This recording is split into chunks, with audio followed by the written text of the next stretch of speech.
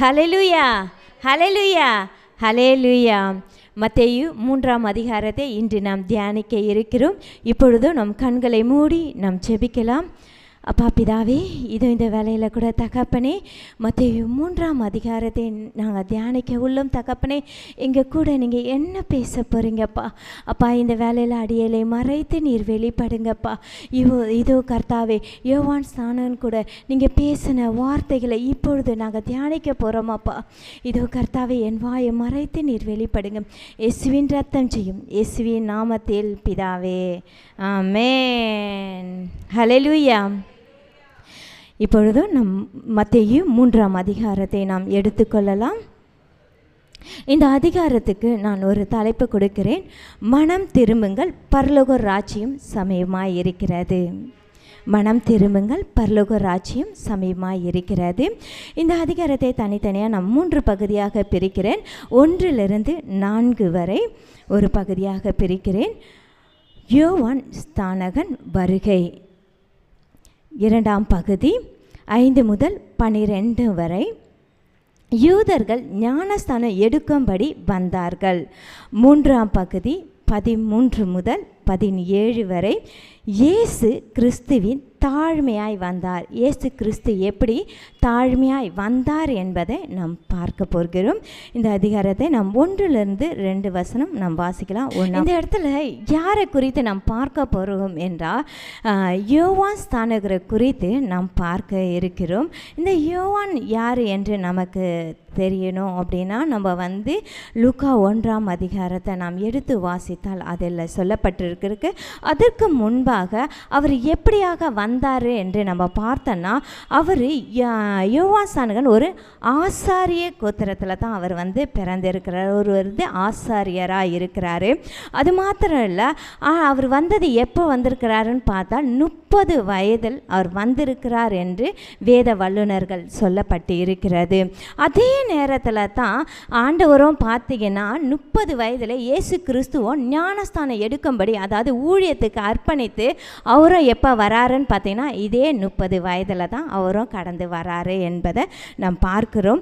நம்ம இந்த யோவான் ஸ்நானகனும் அதுக்கப்புறமா இயேசு கிறிஸ்துவை நம்ம ஒப்பிட்டு பார்த்தோன்னா, அவங்க யார் என்று பார்த்தோன்னா, அவங்க சொந்தக்காரர்களாக இருக்கிறாங்க. உறவு முறைகளில் பார்த்தீங்கன்னா அவர்கள் சொந்தக்காரர்களாக இருக்கிறார்கள் என்றும் வேத வல்லுநர்கள் சொல்லப்பட்டிருக்கு. வேதாகமத்திலையும் நம்ம பார்க்குறோம்.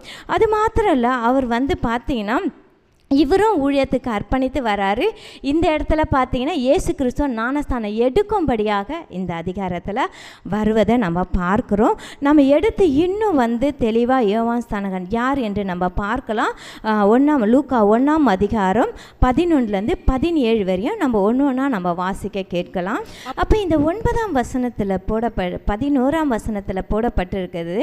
அப்பொழுது கர்த்தருடைய தூதன் ஒருவன் தூப பீடத்தின் வலது பக்கத்தில் நின்று அவனுக்கு தரிசனமானான்.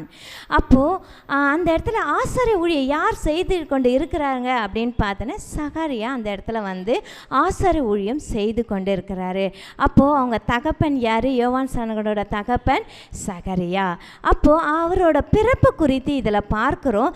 தேவ தூதன் சொல்கிறாராம், அவர் எப்படியாக இருக்க போகிறாரு, எதற்காக அவர் இந்த உலகத்தில் பிறக்க போகிறாரு என்பதை அவர் இவர் தகப்பனுக்கு தரிசனத்தில் எதிர்க்க தேவ தூதர்கள் மூலமா பேசுகிறாராம். என்னன்னு சொல்கிறேன்னா, தூபம் காட்டுகிற வேலையில் ஜனங்கள் எல்லாரும் கூட்டமாக வெளியே ஜெபம் பண்ணி கொண்டு இருந்தார்கள். அவர் அந்த இடத்துல தூபம் காட்டிக்கிட்டு பலிபீடத்துக்கு உள்ளே போயிட்டு தூபம் காட்டுறாங்க. நமக்கு எல்லாருக்கும் தெரியும், அவர் உள்ளே போகணும் அப்படின்னா அவங்களுக்கு கால்களை என்ன செய்வாங்க, கயிறை கட்டி உள்ள சங்கிலி மூலிமா கட்டி உள்ளே அனுப்புவாங்க. இப்படி தான் அவர் போய் ரொம்ப நேரம் ஆகுது. அந்த இடத்துல என்ன நடக்குது, அவர் மரித்து போயிட்டாரான்னு கூட ஒரு எல்லாருமே வெளியே இருக்கிறவங்களாம் என்ன பண்ணுறாங்கன்னா ஜெபம் பண்ணி கொண்டு இருக்கிறாங்க. இந்த இடத்துல பார்த்தீங்கன்னா அந்த இடத்துல தேவ தூதன் அவருக்கு இடத்துல பேசி கொண்டு இருக்கிறாராம். என்னன்னு பேசுகிறாருன்னு பார்த்தீங்கன்னா, அப்பொழுது கர்த்தருடைய தூதன் ஒருவன் தூப பீடத்தின் வலது பக்கத்தில் நின்று அவனுக்கு தரிசனமானார்.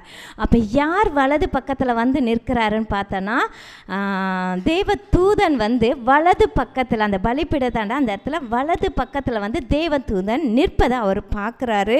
அது மாத்திரம் இல்லை, தொடர்ந்து பார்த்தீங்கன்னா சகரியா அவனை கண்டு கலங்கி பயம் அடைந்தார். அதை பார்த்த உடனே ஐயோ என்ன ஆச்சுன்னு சொல்லிட்டு அவருக்குள்ளே என்ன ஆகுதுன்னா ஒரு பயம் வருதான். அவர் கலங்கி பயப்படும் போது அப்போ தேவதூதன் சொல்கிறாரு, தேவதூதன் அவனை நோக்கி, சகரியாவே பயப்படாதே, உன் வேண்டுதல் கேட்கப்பட்டது, உன் மனைவியாகிய எலிசபெத் உனக்கு ஒரு குமாரனை பெறுவாள், அவனுக்கு யோவான் என்று பெயரிடுவாயாக. ஆமென், ஹல்லேலூயா. அப்போது ஆண்டவர் தெளிவாக இவர்கிட்ட சொல்கிறாரு தேவதூதன் மூலமா, உனக்கு ஒரு குமாரனை பெறுவான், நீ குழந்தை இல்லைன்னு சொல்லி ஜெபித்து கொண்டு இருந்தாயில்ல, அதனால் ஆண்டவர் வந்து உன்னோட ஜெபத்தை கேட்டுட்டாரு, உனக்கு வந்து என்ன பண்ண போகிறாரு, ஒரு குழந்தைய கொடுக்க போகிறாரு, அவருக்கு என்னன்னு பெயரிடுவே அப்படின்னா யோவான் என்று பெயரிடுவாயாக என்று சொல்லி அது அவர் வந்து பேரும் சொல்லி கொடுக்குறாரு. அது மாத்திரம் இல்லை, 14வது வசனத்தில் சொல்லப்பட்டிருக்கு, உனக்கு சந்தோஷம் மகிழ்ச்சியும் உண்டாகும், அவன் பிறப்பின் நிமித்தம் அநேக சந்தோஷப்படுவார்கள். அப்போ இவரை பிறந்ததை வந்து எப்படி சந்தோஷப்படுவார்கள்னா, அநேக பேர் கேள்விப்பட்டு அவர்களும் சந்தோஷப்படுவார்களாம். அது மாத்திரம் இல்லை, அவன் கர்த்தருக்கு முன்பாக பெரியவனாய் இருப்பான், திராட்சை ரசமும் மதுவும் குடியான், தன் தாயின் வயிற்றில் இருக்கும்போதே பரிசுத்த ஆவியினால் நிரப்பப்பட்டு இருப்பான். ஆமென், ஹல்லேலூயா. அப்போது பரிசுத்த ஆவியினால் அவர் தாயின் கருவில் உருவாகுமோன்னு என்ன பண்ணுறார், பரிசுத்த ஆவியினால் அவர் நிரப்பப்பட்டு இருப்பாரா. அவருக்குன்ட்டு ஒரு உடன்படிக்கை ஆண்டவர் செய்திருக்காரு, என்னென்னா திராட்சை ரசமும் மதுவும் வந்து என்ன பண்ண மாட்டார், அவர் அருந்த மாட்டார். அதுதான் திராட்சை ரசமும் மதுவும் குடியான், தன் தான் தாயின் வயிற்றில் இருக்கும்போது அவர் எப்படி இருப்பாருன்னா பரிசுத்தமாக இருப்பார் அப்படின்னு சொல்லப்பட்டிருக்கு. அது மாத்திரம் இல்லை, அவரை குறித்து நம்ம தொடர்ந்து பார்த்தோம்னா அவர் எப்படியெல்லாம் ஊழியம் செய்ய போகிறார் என்பதையும் இதில் சொல்லப்பட்டிருக்கிறது. அவன் இஸ்ரவேல் சந்ததியரை அநேகரை அவர்கள் தேவனாகிய கர்த்தரிடத்தில் திருப்புவான். அப்போ யாரெல்லாம் வழி விலகி போகிறாங்களோ, ஆண்டவர் விட்டு, அதாவது ஆண்டவரோட உடன்படிக்கையை மீறி நடக்கிறாங்களோ, அவங்கள எல்லாரையும் என்ன பண்ண போகிறாரு, ஆண்டவர் பக்கமாக கண்டித்து உணர்த்தி என்ன பண்ணுவார், ஆண்டவர் பக்கமாக அவர் வந்து திருப்புவார் என்பதும். அது மாத்திரம் இல்லை, பிதாக்களுடைய இருதயங்களை பிள்ளைகளிடத்திற்கும் கீழ்ப்படியாதவர்களை நீதிமான்களுடைய ஞானத்திற்கும் திருப்பி உத்தமமான ஜனத்தை கர்த்தருக்கு ஆயத்தப்படுத்தும்படியாக அவன் எலியாவின் ஆவியும் பலமும் உடையவனாய் அவருக்கு முன்பாக நடப்பான். ஆமென், ஹல்லேலூயா. அப்போ யாரெல்லாம் பிள்ளைகள்லாம் வழி விலகி, ஏன்னா பெற்றோர்கள் என்ன செய்கிறாங்களோ அதை தான் என்ன பண்ணுறாங்க, பிள்ளைகள் செய்கிறாங்க. அந்த மாதிரி வரும்போது சந்ததியாக வரும்போது என்ன பண்ணுறாங்கன்னா, அவங்க பாவம் செய்தால் பிள்ளைகளை என்ன பண்ணுவாங்க, பாவங்கள் தான் செய்வாங்க. அப்படியாப்பட்டு மனம் திரும்பாமல் போகிற பிள்ளைகளே என்ன பண்ண போகிறாருன்னா, இவர் கண்டித்து உணர்த்தி மனம் திரும்பி ஆண்டவர் பக்கமாக திருப்பும்படியாக அநேக பிள்ளைகளை நீதிமான்களாக, அதாவது கீழ்ப்படியாத பிள்ளைகளை கூட என்ன பண்ண போகிறாருன்னா மனம் திரும்பி ஆண்டவர் பக்கமாக திருப்பும்படியாகத்தான் ஆண்டவர் வந்து இவரை படைத்து இருக்கிறாரு என்பதையும் இவர் வந்து தீர்க்க தரிசனமாக தேவ தூதனே வந்து முன்பாகவே இவரை குறித்து சொல்லப்பட்டு இருக்கிறது. தொடர்ந்து நம்ம வாசிக்கலாம். 57 67 வரையும் நம்ம வாசிக்கலாம். இந்த பார்த்தோன்னா 57 சொல்லப்பட்டிருக்கு. நான் ஏற்கனவே சொன்னல, நம்ம யோவான் ஸ்நானகனும் அதுக்கப்புறமா வந்து இயேசு கிறிஸ்துவும் அவங்களுக்குள்ள அவங்க வந்து ஒரு சொந்தக்காரர்களாக இருக்கிறார்கள் என்று சொல்லிட்டு, அப்போ இந்த இடத்துல பார்த்தோன்னா, அப்போ மரியாள் வந்து எலிசபெத்தை பார்க்கும்படியாக அவங்க வந்து வராங்க. அதை தான் 57 பார்க்கணும். எலிசபெத்துக்கு பிரசவ காலம் நிறைவேறின போது அவள் ஒரு புத்திரனை பெற்றாள். ஆமென், ஹல்லேலூயா. அப்போது அந்த இடத்துல என்ன பண்ணுன்னா, அவங்க வந்து யோவான் ஸ்நானகளை பெற்று எடுக்கிறாங்க.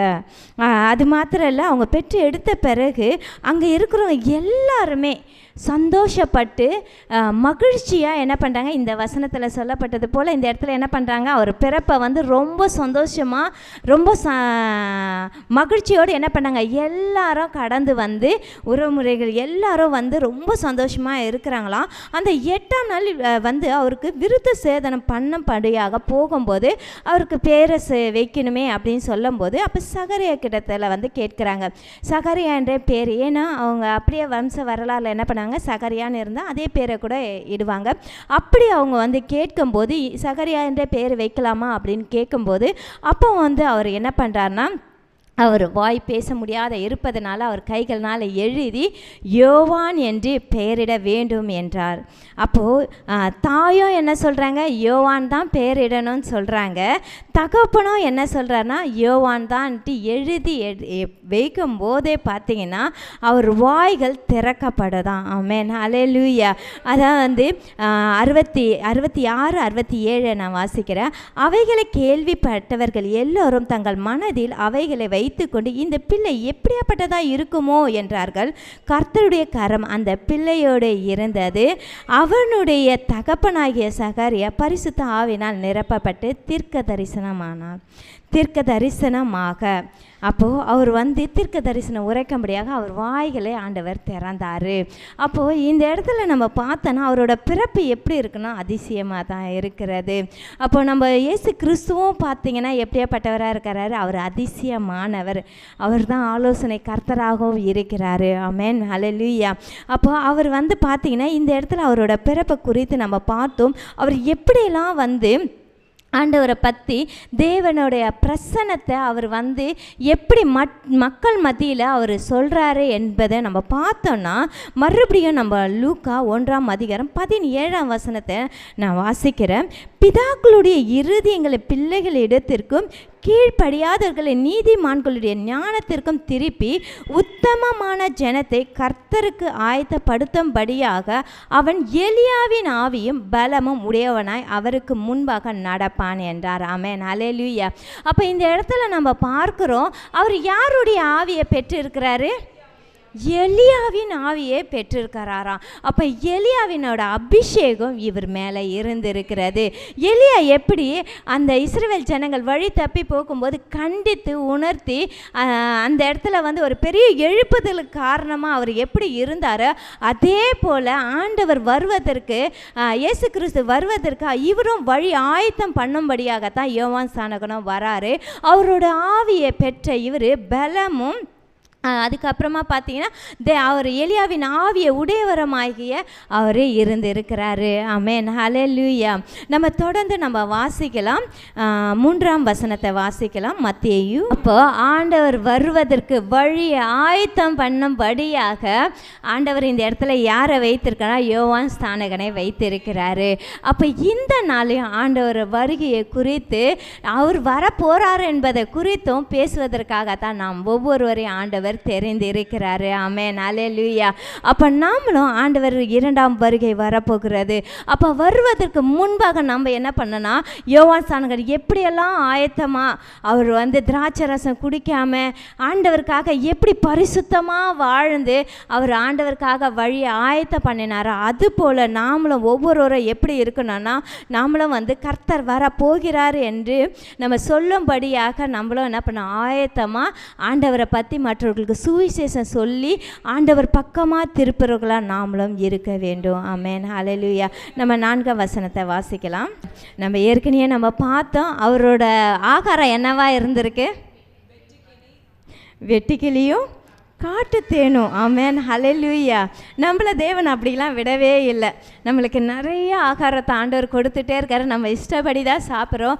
ஆனால் ஆண்டவர்கிட்ட வர பிள்ளைங்க எப்படி இருக்கணும்னா, ஆண்டவருக்காக பரிசுத்தமாக இருக்கணும் அப்படின்றதுக்காக நமக்கு ஒரு பாடத்தை இந்த இடத்துல கற்றுத்தராங்க. நாம்ளும் ஆண்டவருக்கு எப்படி இருக்குன்னா, நமக்கு ஒரு கோட்பாடை வைத்து நம்மளை இந்த ஆகாரம் தான் சாப்பிடணும், இதெல்லாம் நம்ம சாப்பிடக்கூடாது என்பதையும் வந்து ஆண்டவர் இந்த இடத்துல வெளிப்படுத்துகிறாரு. அப்போ இந்த இடத்துல யோவான் ஸ்நானகன் எப்படி இருந்திருக்கிறாருன்னா, அதாவது ஒட்டக மயிர் உடைய தரித்திருக்கிறாரு. அது மாத்திரம் இல்லை, அவரோட ஆகாரம் எப்படியா இருந்திருக்கு அப்படின்னு பார்த்தீங்கன்னா, காட்டு தேனும் வெட்டிக்கிளியுமாக தான் இருந்திருக்கிறது. அந்த ஆகாரத்தில் கூட அவர் என்ன பண்ணுறாருனா, அவருக்கு கிடைத்த அந்த ஆகாரத்தை ஆண்டவருக்கு நன்றி சொல்லி சாப்பிட்டு தான் அவர் ஆண்டவரோட ஊழியத்தை செய்திருக்கிறாரு. நமக்கும் இருக்கோ இல்லையா, ஆண்டவருக்கு எல்லாவற்றிலையும் நம்ம நன்றி சொல்லிட்டு ஆண்டவரோட ஊழியத்தை செய்ய வேண்டும் என்று இதிலேருந்து நம்ம கற்றுக்கொள்கிறோம். அது மாத்திரம் நம்ம தொடர்ந்து வாசிக்கலாம்.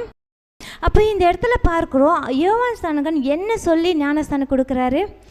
மனம் திருங்கள், உங்கள் பாவத்தை எல்லாவற்றையும் அறிக்கையிட்டு விட்டுட்டு நம்ம என்ன பண்ணோமா, மனம் திரும்பணுமா. எத்தனையோ பேர் நம்ம பார்த்தோன்னா எப்படி ஞானஸ்தானம் எடுக்கிறாங்க அப்படின்னா, இந்த காரியம் நடந்துச்சுன்னா நான் ஞானஸ்தானம் எடுத்துடுறேன் அப்படின்னு சொல்லிட்டு உலக காரியத்துக்காக என்ன பண்ணுறாங்க, ஞானஸ்தானம் எடுக்கிறாங்க. ஆனால் அப்படி அல்ல. இதில் தெளிவாக சொல்லப்பட்டிருக்கு, மனம் திரும்புங்கள், உங்கள் பாவத்தை எல்லாவற்றையும் அறிக்கையிட்டு விட்டுடுங்க. திரும்பி நீங்கள் என்ன பண்ணக்கூடாது, பாவம் செய்யக்கூடாது. அப்போ எச்சரிப்பின் சத்தமாக இந்த இடத்துல யோவான் ஸ்நானகன் சொல்கிறாரு, நீங்கள் என்ன பண்ணுங்க, உங்களை என்ன யூதா தேசத்தாரும் பட்டணத்தார் எருசலேமில் இருக்க எல்லா நகரத்தாரும் என்ன பண்ணுறாங்கன்னா, சுற்றி உள்ளவர்களாம் கேள்விப்பட்டு அவங்க பாவங்களை அறிக்கையிட்டுட்டு என்ன பண்ணுறாங்க, ஞானஸ்தானம் எடுக்கிறாங்களாம். இதை கேள்விப்பட்ட பரிசேயரும் சதுசேயரும் என்ன பண்ணுறாங்க, அவங்களும் கேள்விப்பட்டு ஓடி என்ன பண்ணுறாங்களாம், எனக்கும் நீங்கள் ஞானஸ்தானம் கொடுங்க. அப்போ அவங்க செய்த தவறுகள் அதை எல்லாத்தையும் என்ன பண்ணுறாங்க, அவங்க உணரலை.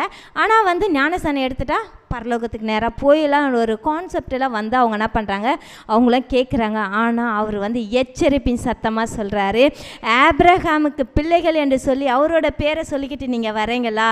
ஆனால் அப்படி இல்லை, நீங்கள் முழுசாக மனம் திரும்பினா மாத்திரம்தான் நீங்கள் ஞானஸ்தானம் எடுக்க முடியும் அப்படின்னு சொல்லிட்டு இதில் சொல்லப்பட்டிருக்காப்பா.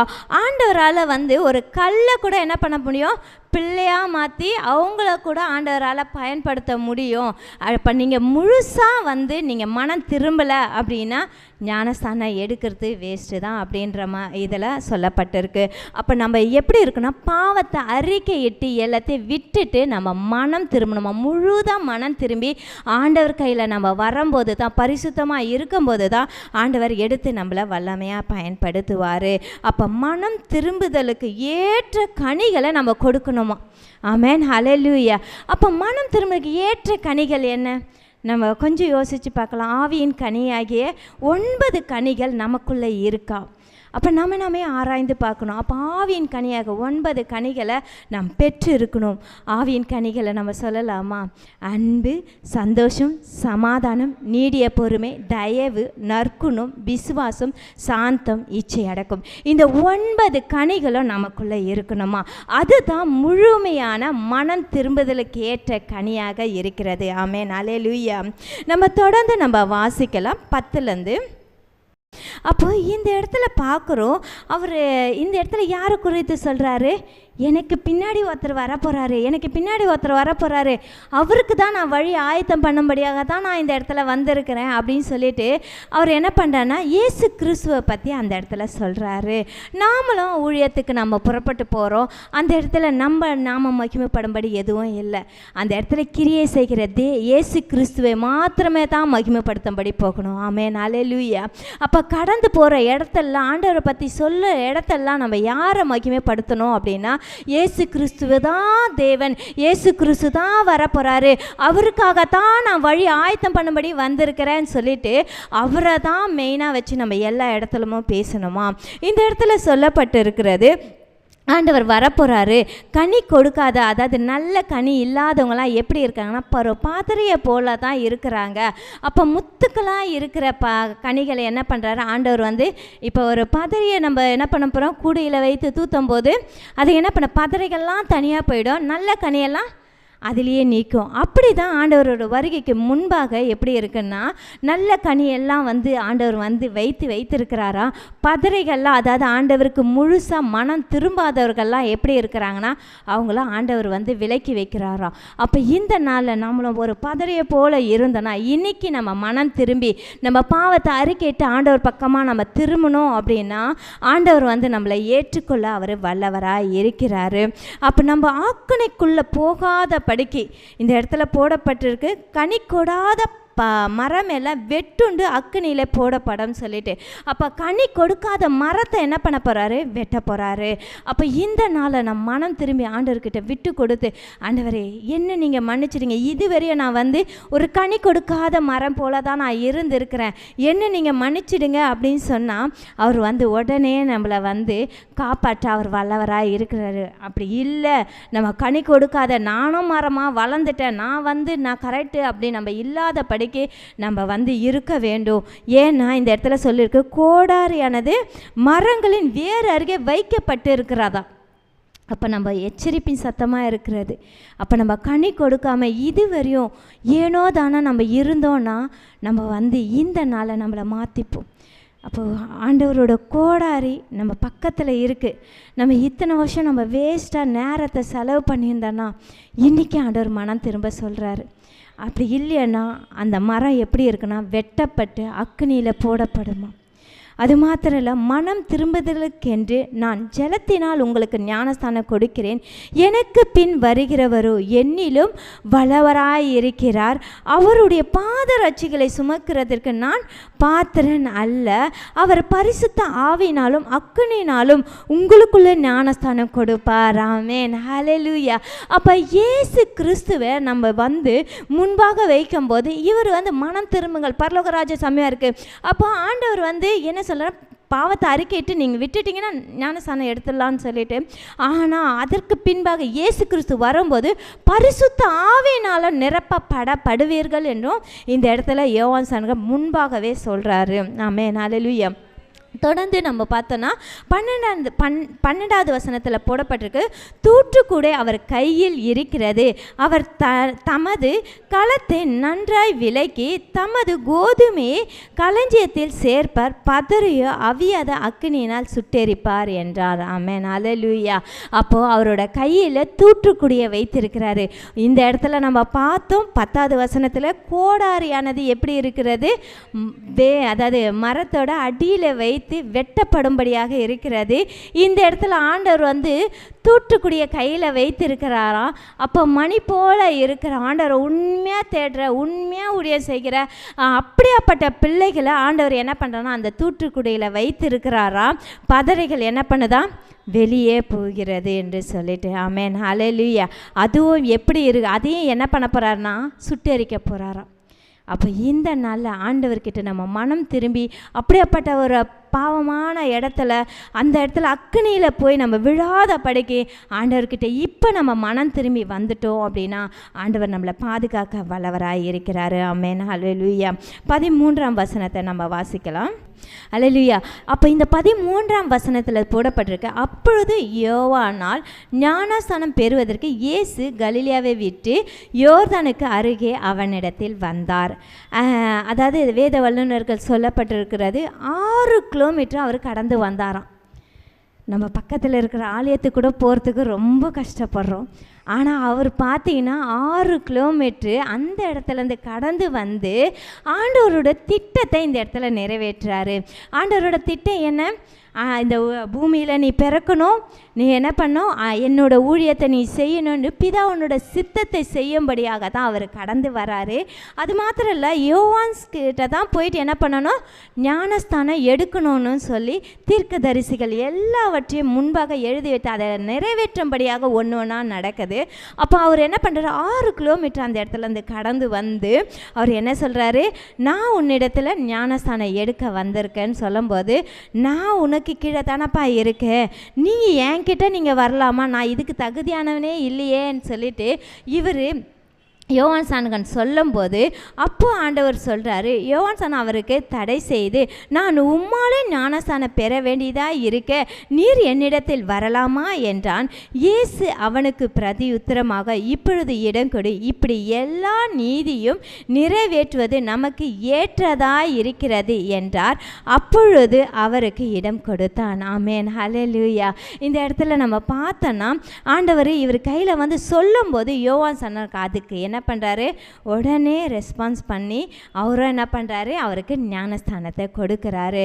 அப்போ இந்த நாளையும் நம்மளோட ஆண்டவரோட திட்டம் என்னது என்று ஒவ்வொரு நாளும் நம்மளும் ஆராய்ந்து பார்க்கணும். அவரோட திட்டத்தை கேட்டு நம்ம செயல்பட வேண்டும். அதனால தான் ஊழியக்காரர் அநேக ஊழியங்களை நம்ம கையில் கொடுக்கும்போது அதை ஏனோ தானோ நம்ம எடுத்து செயல்படாதபடிக்கு அவங்க கொடுக்குற அந்த தரிசனத்தை வாங்கி அதை என்ன பண்ணணும், அப்படியே நம்ம செயல்படும் போது எப்படி ஆண்டவரோட திட்டம் இந்த இடத்துல நிறைவேறுச்சோ அதுபோல் ஆண்டவரோட திட்டமும் நம்மளோட வாழ்க்கையிலையும் நிறைவேற்ற ஆண்டவர் வல்லவராக இருக்கிறாரு. தொடர்ந்து நம்ம வாசிக்கலாம். இந்த இடத்துல பார்க்குற இயேசு கிறிஸ்துவே அவரே என்ன பண்ணுறாரு, தாழ்மையாக வந்தார். ஆமென், ஹல்லேலூயா. அவ்வளோ பெரிய தேவகுமாரன், ராஜாதி ராஜா, அவரே ஏழை கோலம் எடுத்து என்ன பண்ணுறாரு, தாழ்மையாக ஆண்டவரோட பிதாவினோட சித்தத்தை செய்யும்படியாக வந்தார். அப்போ இந்த நாளில் நமக்குள்ளே எந்த பெருமையோ எதுவும் இல்லாதபடிக்கு அவரோட ஊழியத்தை செய்யும்படியாக நம்மளை அழைத்திருப்பதனால நாமளும் எப்படி இருக்கணும், தாழ்மை கோலம் தரித்தவர்களாக எல்லா இடத்துலையும் தாழ்மையாக நம்ம ஆண்டவருக்கு விட்டு கொடுக்க வேண்டும் என்று இந்த இடத்துல பார்த்தோன்னா, இயேசு ஞானஸ்தானம் பெற்று ஜலத்திலிருந்து கரை ஏறின உடனே இதோ வானம் அவருக்கு திறக்கப்பட்டது. தேவ ஆவி புறாவை போல இறங்கி தம்மேல் வருகிறதை கண்டார். ஆமென், ஹல்லேலூயா. அப்போ தேவனுடைய பிரசன்னம் அந்த இடத்துல வருவோம். அப்போ ஞானஸ்தானம் எடுத்த ஒவ்வொரு பிள்ளைகளோடும் பார்த்திங்கன்னா, நம்ம ஏறும்போது பரிசுத்த ஆவியானவர் நம்மளையும் நிரப்ப அவர் வல்லவராய் இருக்கிறாரு. அன்றியும் வானத்திலிருந்து ஒரு சத்தம் உண்டாகி, இவர் என்னுடைய நேசகுமாரன், இவரில் பிரியமாய் இருக்கிறேன் என்று உரைத்தது. ஆமென், ஹல்லேலூயா. இந்த இடத்துல நம்ம பார்க்குறோம், பிதாவே என்ன சொல்கிறாருன்னா, சாட்சி கொடுக்கிறாரு, இவர் என்னுடைய நேசகுமாரன், இவரில் நான் பிரியமாய் இருக்கிறேன் என்று. அப்போ ஊழியம் செய்து கொண்டு இருக்கிற பிள்ளைகள், அநேக பேர் ஊழியத்துக்கு அர்ப்பணித்து வந்த பிள்ளைகள், ஆண்டவருக்காக விசுவாசத்தோடு இருக்கிற பிள்ளைகளை பார்த்து ஆண்டவர் சொல்லி கொண்டு இருப்பது இதுதான். ஆண்டவருக்காக நம்ம ஒரு ஸ்டெப்பு எடுத்து வைக்கும்போது நமக்காக சாட்சி கொடுப்பார் ஒருவர் உண்டு. ஆமென், ஹல்லேலூயா. அவரே நமக்காக சாட்சி கொடுப்பார். மக்கள் மனதில் நம்ம ஐயோ ஏன் நம்ம இவ்வளோ அற்புதம் செஞ்சாலும் யாருமே சாட்சி சொல்லியான்ட்டு நிறைய பேரோட கேள்விகள் இருக்கலாம். ஆனால் ஆண்டவர் இந்த நாளில் சொல்லிக்கொண்டு இருக்கிறார், தேவனே சாட்சி கொடுக்க வல்லவராய் இருக்கிறார். என்னுடைய உண்மையை உத்தமான ஊழியக்காரரை வா என்று அழைக்கும்படியாகத்தான் நம் ஒவ்வொருவரையும் அழைத்து இருக்கிறார். அப்போ எப்படி ஆண்டவர் இயேசு கிறிஸ்து எப்படி தாழ்மையாக இந்த இடத்துல வந்தாரோ அதுபோல நாம் ஒவ்வொருவரும் தாழ்மையாக ஆண்டவர்கிட்ட நாம் சேர்வோம்.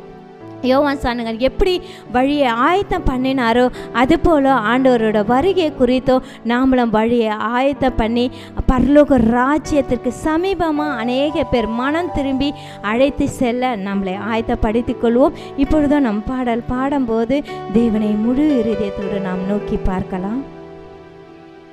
அல்லேலூயா. ஆண்டவரை நாம் அர்ப்பணிக்கலாமா? அநேக பேர் தங்கள் பாவங்களை விட்டு அறிக்கையிட்டு மனம் திரும்பி கர்த்தரிடத்தில் சேர்ந்தார்களாம். இன்னைக்கு ஆண்ட சமூகத்தில் வந்திருக்கிறோம். ஒருவேளை நம்ம இடத்துல எந்த குற்றங்கள் குறைகள் இருந்தாலும் ஆண்டு சமூகத்தில் நம்ம சாரி கேட்டப்பா, எங்களை நான் அர்ப்பணிக்கிறேன்ப்பா, எங்களை நான் அர்ப்பணிக்கிறேன்ப்பா, உங்க சித்தத்துக்கு உங்களை அர்ப்பணிக்கிறப்பா.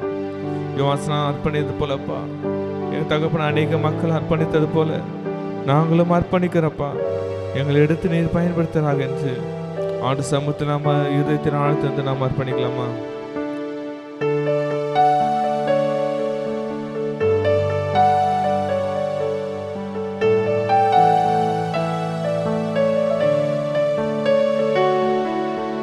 அப்பா, என்னை முழுவதும் அர்ப்பணித்தேனையா, உயிரோடு இருக்கும் நாளெல்லாம் உமக்கு சொந்தமையா.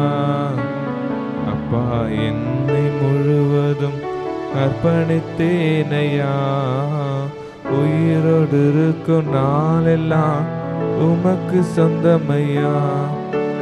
அர்ப்பணித்தேன் அப்பா, அர்ப்பணித்தேன், அர்ப்பணித்தேன், நான் அர்ப்பணித்தேன்.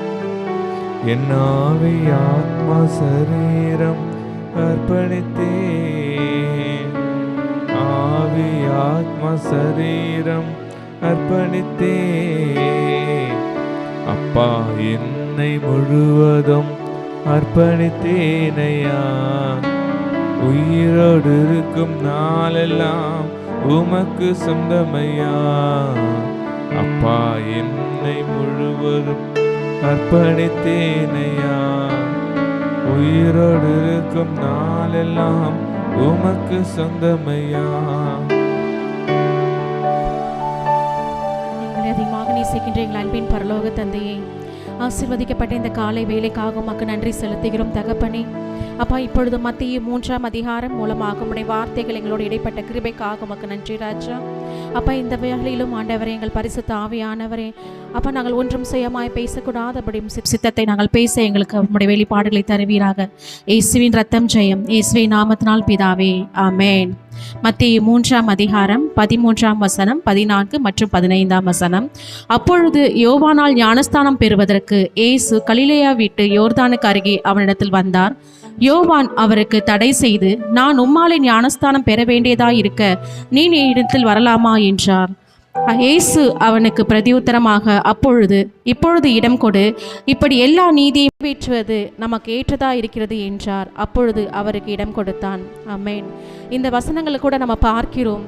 இயேசு கிறிஸ்து ஞானஸ்தானம் பெறும்படியாக யோவான் ஸ்நானகனிடம் கடந்து வரும் பொழுது யோவான் ஸ்நானகன் கேட்கிற, நான் உங்களிடத்துல ஞானஸ்தானம் பெற வேண்டியதாக இருக்கும் பொழுது நீங்கள் வந்து என்னிடத்துல கேட்க வேண்டியது என்ன அப்படின்னு சொல்லும் பொழுது ஆண்டவர் சொல்லுகிறார், எல்லா நீதியும் நிறைவேற்றுவது நமக்கு ஏற்றதாக இருக்கிறது என்று. என்ன நீதி என்றால், பரலோக தந்தை பிதாவாகிய தேவன் ஆண்டவராக இயேசு கிறிஸ்துவுக்கு கொடுத்த அந்த கடமையை அவர் நிறைவேற்ற வேண்டும் என்ற அந்த நீதியை நிறைவேற்ற அவர் காத்திருக்கிறார் என்று.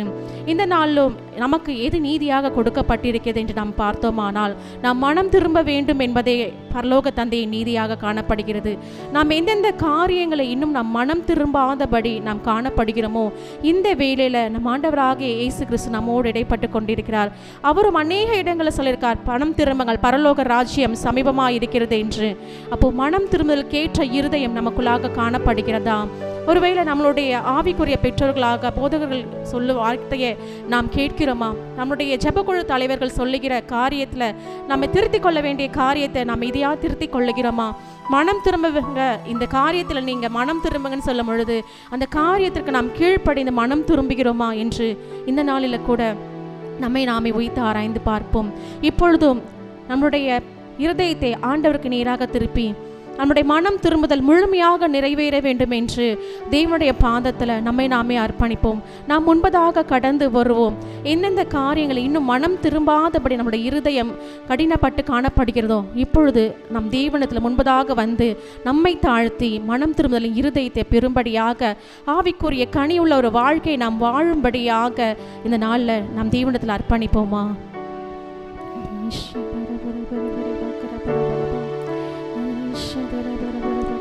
உள்ளமுடல் எல்லாமே உமக்கு தந்தேனையா. உள்ளமுடல் எல்லாமே உமக்கு தந்தேனையா. கள்ளக்கபடு இல்லாமல் காத்து கொள்ளுமையா. கள்ளக்கபடு இல்லாமல் காத்து கொள்ளுமையா. அர்ப்பணித்தே நான் அர்ப்பணித்தேன்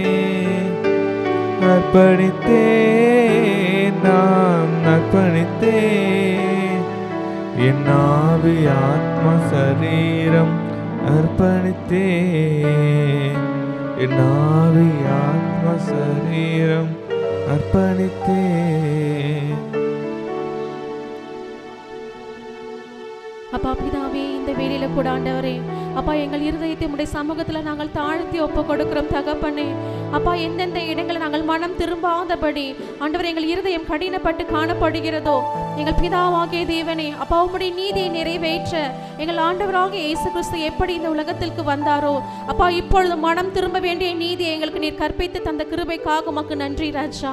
அப்பா இப்பொழுதும் எந்தெந்த காரியங்கள் அப்பா நாங்கள் குறைவுபட்டு கடினப்பட்டு காணப்படுகிறோமோ ஆண்டவரே, இப்பொழுது மனம் திரும்புதலின் இருதயத்தை அப்பா நீர் எங்களுக்கு தந்ததற்காக உமக்கு நன்றி செலுத்துகிறோம் ஆண்டவரே. எங்கள் பரிசுத்த ஆவியானவரே, இந்த நாளிலும் எங்களுக்குள்ளாக இருக்கின்ற அப்பா அந்த மேட்டிமையான சிந்தைகளாக இருந்தாலும் கனி தராத வாழ்க்கையாக இருந்தாலும் இப்பொழுது ஆண்டவரே அவை எல்லாவற்றையும் ஆண்டவரே நாங்கள் அப்பா குப்பை என்று தூக்கி போடுகிறோம் ஆண்டவரே. அப்பா உமக்கு என்று மனம் திரும்பலுக்கு ஏற்ற கனிகளை தரக்கூடிய ஒரு வாழ்க்கையை வாழ அப்பா எங்கள் ஆவி ஆத்மா சரீரத்தை அப்பா நாங்கள் ஒப்பு கொடுக்கிறோம். மீண்டுமாக ஆண்டவரே எங்களை புதுப்பித்து தருவீராகப்பா. இப்பொழுது நாங்கள் மனம் திரும்பும்படியான ஒரு வாழ்க்கையை வாழ உமக்கு என்று கனி தரும் வாழ்க்கையை வாழ ஆண்டவரே எங்களை நாங்கள் அர்ப்பணிக்கிறோம். எங்கள் இருதயத்தை ஆண்டவரே நீ ஸ்திரப்படுத்தின கிருபைக்காக உமக்கு நன்றி நன்றி நன்றி ராஜா. மீண்டும் ஆண்டவரே நாங்கள் மனம் திரும்பி உமக்கு என்று கனியுள்ள ஒரு வாழ்க்கை நாங்கள் வாழ என் தேவன் தாமே இந்த வார்த்தைகளோடு இடைப்பட்ட கிருபைக்காக அப்பா உமக்கு நன்றி செலுத்துகிறோம். சகல துதிகன மகிமை ஒருவருக்கே ஏறெடுக்கிறோம். இயேசுவின் ரத்தம் ஜெயம். இயேசுவின் நாமத்தினால் பிதாவே, ஆமென் ஆமென் ஆமென். மத்தேயு 3ஆம் அதிகாரம் 16ஆம் வசனம் 17ஆம் வசனம் இப்படியா சொல்லுகிறது. இயேசு ஞானஸ்நானம் பெற்று ஜலத்திலிருந்த கரையேறின உடனே இதோ வானம் அவருக்கு திறக்கப்பட்டது. தேவ ஆவி புறாவை போல இறங்கி தம்மில் வருது கண்டார். 17ஆம் வசனம், அன்றியும் வானத்திலிருந்து ஒரு சத்தம் உண்டாகி இவர் என்னுடைய நேசகுமாரன், இவரில் பிரியமாயிருக்கிறேன் என்று உரைத்தது. ஆமென், ஹல்லேலூயா. இன்னைக்கு நம்ம பார்க்குறோம், தேவ ஆவியானவர் வானத்திலிருந்து இறங்கி வந்தாராம். அது மட்டும் இல்லை, வானத்திலிருந்து ஒரு சத்தம் உண்டாகி இவருடைய நேசகுமாரன் என்று இயேசு கிறிஸ்துவை பற்றி சொல்கிறார். ஆமென்.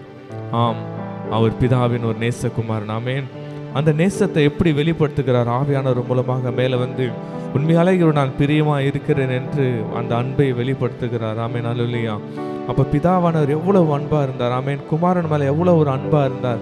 அந்த அன்பை வெளிக்காட்டும்படி தான் இயேசு கிறிஸ்துவே இந்த பூமியில் பிறந்தார். ஆமென், ஹல்லேலூயா. இன்னைக்கு நம்ம கிறிஸ்தவ சகோதர சகோதரர்களாக இருக்கிறோம். ஆமென். நாமும் ஒருவருக்கொருவரை அன்பை வெளிக்காட்டுகிற ஒரு செயலாக இருக்க வேண்டும். ஆமென். ஒருவருக்கொருவர் அன்பை நாம் வெளிக்காட்டுகிறோம். ஆமென். நான் உங்களை நேசிக்கிறேன்னு சொல்லலாம், ஆனால் அதை அன்பை வெளிக்காட்டும் போது தான் ஒருவருக்கொருவர் நம்ம அதை அன்பை நம்ம முழுவதுமாக பூர்ணப்படுத்த முடியும். ஆமென். இன்னைக்கு ஒருவேளை நம்ம மத்தியில் இருக்கிற சகோதர சகோதரத்தில் ஏதாவது நம்மளது முரண்பாடுகள் இருந்தால் கூட அதை எடுத்து போட்டுட்டு நம்ம ஒரு 2 பேராக போய் நின்று சொல்லலாமா, நான் உங்களை நேசிக்கிறேன் என்று சொல்லலாமா? ஆமென். நான் உங்களை நேசிக்கிறேன்னு சொல்லலாமா? ஆமென். தேவனுடைய பிதாவோட அன்பு நம்ம ஒருவருக்கொருவரும் நேசிப்பதில் தான் இருக்கிறது. ஆமென்.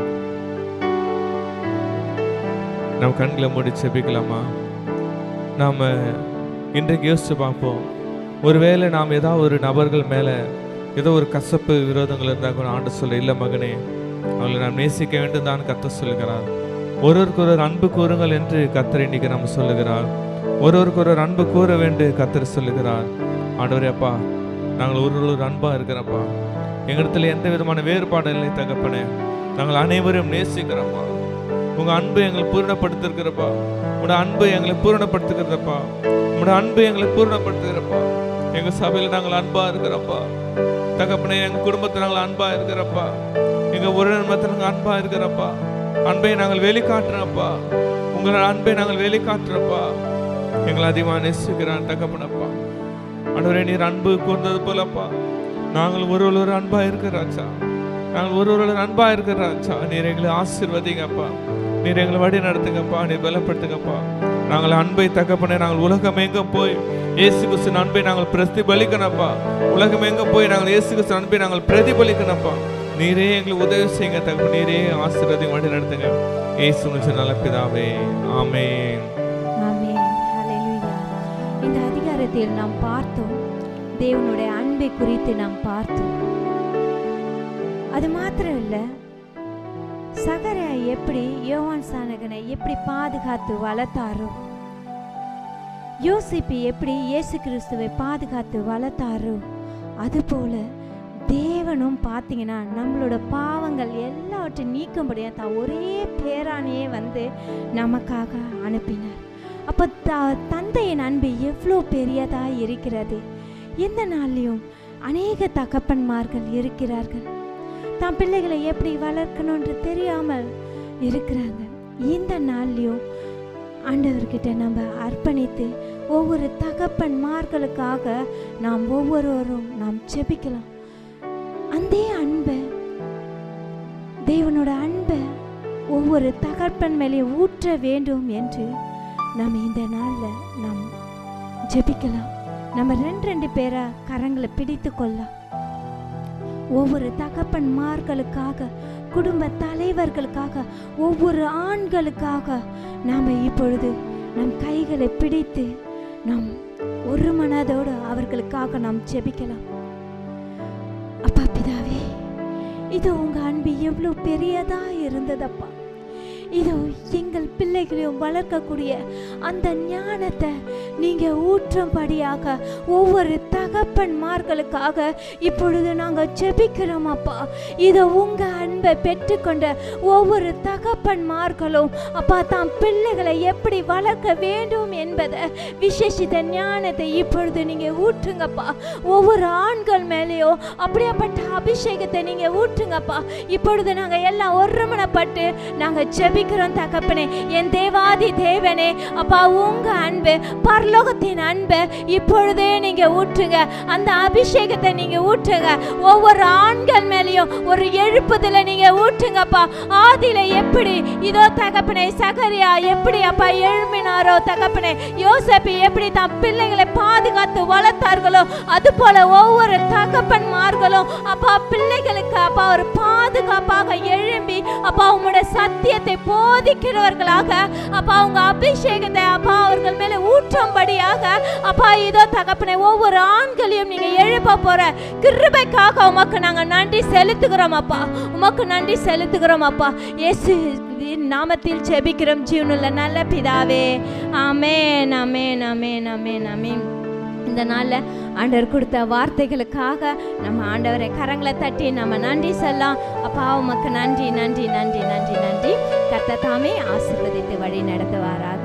ஆமென். ஷாலோம். கடைசி ஆசீர்வாதத்துக்கு நேராக கைகளை விரித்துக்கொள்ளும். ஈவரக்கா அடோனாய் வயீஷ்மரக்கா யா ஏ அடோனாய் பனவ் அல்லக்கா விஹுனக்கா ஈஷா அடோனாய் பனவ் அல்லக்கா வயசம் லக்கா ஷாலோம் வயசம் லக்கா ஷாலோம். கர்த்தர் உன்னை ஆசீர்வதித்து காக்க கடவர். கர்த்தர் தன் முகத்தை மேல் பிரகாசிக்க பண்ணி உன்மேல் கிருபையாக இருக்க கடவர். கர்த்தர் தன் முகத்தை உன்மேல் பிரசன்னமாக்கி உனக்கு சமாதானம் கட்டளையிட கடவர். ஹல்லேலூயா, ஹல்லேலூயா, ஹல்லேலூயா.